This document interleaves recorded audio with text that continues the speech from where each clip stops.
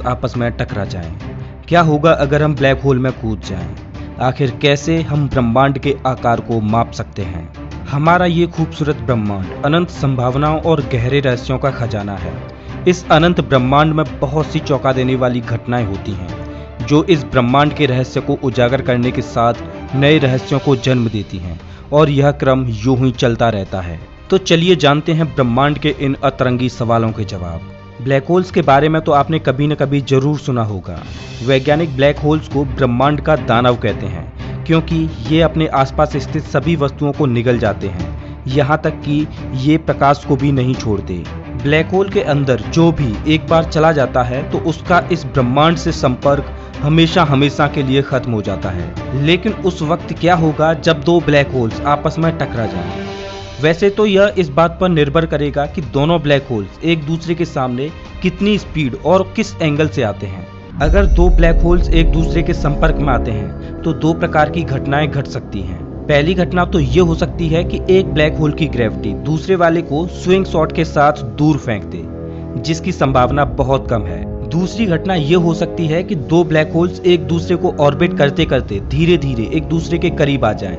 ऐसा होने के बाद ब्रह्मांड में तांडव जैसी स्थिति होने लगेगी, जिसके फलस्वरूप ब्लैक होल की ग्रेविटी स्पेस टाइम फैब्रिक में रिपल्स पैदा कर देगी। इन रिपल्स को ग्रेविटेशनल वेव कहते हैं। ये वेव्स इतने शक्तिशाली होते हैं कि इन्हें अरबों प्रकाश वर्ष दूर से भी डिटेक्ट किया जा सकता है, लेकिन ज्यादा दूरी तय करने के बाद ये वेव्स कमजोर हो जाते हैं और यहाँ धरती तक आते आते इनका इफेक्ट बहुत कम हो जाता है। लेकिन ये वेव्स इतनी पावरफुल होती हैं कि अपने नजदीकी पिंडों को भी तबाह कर सकती हैं।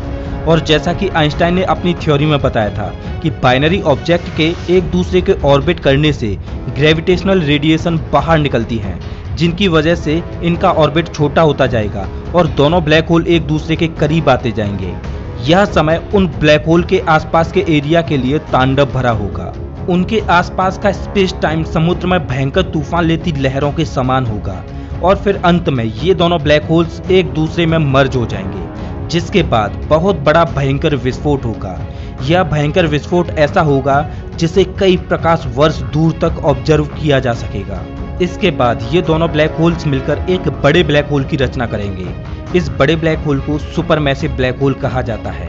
दो ब्लैक होल्स का टकराव इतनी अधिक एनर्जी पैदा करेगा जितनी ब्रह्मांड में होने वाली कोई भी घटना पैदा नहीं कर पाएगी। वैज्ञानिकों की एक रिपोर्ट के अनुसार करीब 1.3 अरब साल पहले ऐसे ही दो ब्लैक होल्स आपस में टकराए होंगे, जिसके कारण ग्रेविटेशनल वेव्स की रचना हुई।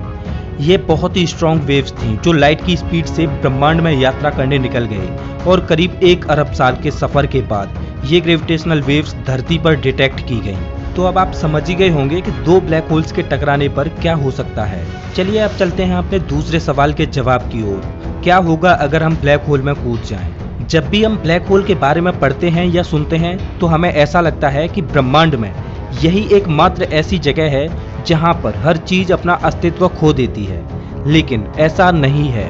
कोई भी चीज ब्लैक होल में जाकर नष्ट हो सकती है, लेकिन उसका अस्तित्व खत्म नहीं हो सकता। जब भी आप ब्लैक होल को देखते हो तो असल में आप ब्लैक होल को नहीं बल्कि उसके इवेंट होराइजन को देख रहे होते हो। इवेंट होराइजन ब्लैक होल की ऊपरी सतह को कहते हैं। आपको बता दें कि किसी भी चीज को इवेंट होराइजन से बाहर आने के लिए लाइट की स्पीड से भी ज्यादा ट्रेवल करना होगा और इस स्पीड को अचीव करना अभी इम्पॉसिबल है। इसीलिए जब भी हम ब्लैक होल्स को देख रहे होते हैं तो हमें एक काले रंग का गोला दिखाई देता है जो कुछ भी रिफ्लेक्ट नहीं करता। अब सोचने वाली बात यह है कि अगर इवेंट होराइजन वह काला हिस्सा है जिसे हम देख पाते हैं, तो फिर वास्तव में ब्लैक होल का पूरा भाग कौन सा है? तो ब्लैक होल का वह पूरा भाग है सिंगुलरिटी। वैसे तो हम सिंगुलरिटी के बारे में अभी तक ज्यादा कुछ नहीं जानते। हम नहीं जानते कि यह कैसा दिखता है या यह कैसा होता है। हो सकता है कि सिंगुलरिटी इन्फिनिटी डेंस हो, यानी कि इसका सारा द्रव्यमान एक छोटे से एरिया में ही स्थित हो जिसका कोई सरफेस या वॉल्यूम ना हो, या फिर ऐसा भी हो सकता है कि सिंगुलरिटी हमारी सोच से भी परे हो। खैर जो भी हो, इसके बारे में अभी हम फिलहाल कुछ नहीं जानते। आमतौर पर ब्लैक होल के बारे में हमारी ये अवधारणा रहती है कि यह हर चीज को अपने अंदर तुरंत खींच लेता है, लेकिन यह पूरी तरह सच नहीं है। ब्लैक होल हमें अपने अंदर तब तक नहीं खींचेगा जब तक हम उसके बेहद करीब ना आ जाएं। चलिए अब जानते हैं कि क्या होगा अगर हम ब्लैक होल के अंदर कूद जाएं। तो ब्लैक होल के अंदर का सफर हमारे लिए कैसा होगा। जब हम ब्लैक होल के इवेंट होराइजन पर होंगे तो यह हमारे लिए एक इंस्टेंट वे होगा, लेकिन अगर कोई हमें ब्लैक होल के बाहर से ऑब्जर्व कर रहा होगा तो वो हमें ब्लैक होल में धीरे धीरे गिरते हुए देखेगा। और जब हम इवेंट होराइजन के और करीब पहुंच जाएंगे तो हमसे आती हुई लाइट उसे धीरे धीरे काली होती हुई दिखाई देगी और फिर वह पूरी तरह से गायब हो जाएगी, क्योंकि ग्रेविटी स्पेस टाइम को बेंड कर देती है और ब्लैक होल्स की ग्रेविटी इतनी अधिक होती है कि ये स्पेस टाइम को बहुत भारी मात्रा में प्रभावित करती है। इसे हम टाइम डायलेशन कहते हैं। इसका मतलब ये है कि जब हम ब्लैक होल में गिर रहे होंगे तो हमारे लिए समय बेहद धीमा हो जाएगा, लेकिन जो भी हमें ब्लैक होल के बाहर से देख रहा होगा उसके लिए समय बहुत तेजी से गुजरेगा। चलिए अब देखते हैं कि हमारे लिए ब्लैक होल का ये सफर कैसा होगा। जैसे ही हम ब्लैक होल के इवेंट होराइजन से आगे बढ़ेंगे वैसे वैसे उसका एरिया अंधकारमय होता जाएगा और एक बिंदु ऐसा आएगा जहां आधी से ज्यादा जगह में अंधेरा छा जाएगा।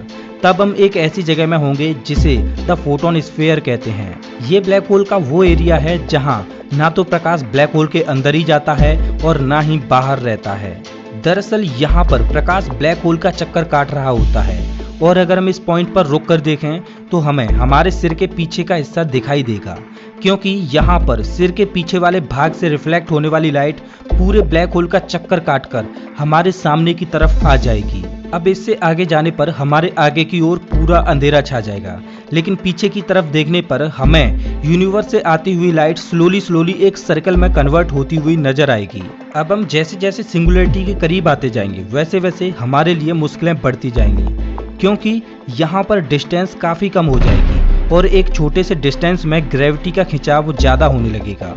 इसका मतलब ये है कि इस वक्त हमारे शरीर का जो भाग सिंगुलरिटी के करीब होगा उस भाग में ग्रेविटी का खिंचाव ज्यादा होगा और जो भाग सिंगुलरिटी से दूर होगा उसमें ग्रेविटी का खिंचाव कम होगा। अगर मान लिया जाए कि हमारे पैर सिंगुलरिटी के करीब हैं तो पैरों पर पड़ने वाला गुरुत्वाकर्षण बल हमारे सिर पर पड़ने वाले बल से इतना अधिक होगा कि हमारा शरीर बेहद अधिक स्ट्रेच हो जाएगा, जिसके बाद या तो हमारा शरीर टुकड़ों में बिखर जाएगा या फिर व्हाइट होल के द्वारा किसी अन्य ब्रह्मांड में निकल जाएगा, जहां पर भौतिकी के नियम हमारी पृथ्वी के नियमों से अलग होंगे। क्योंकि आइंस्टाइन के मुताबिक अगर ब्लैक होल का अस्तित्व है तो व्हाइट होल का अस्तित्व भी जरूर होगा।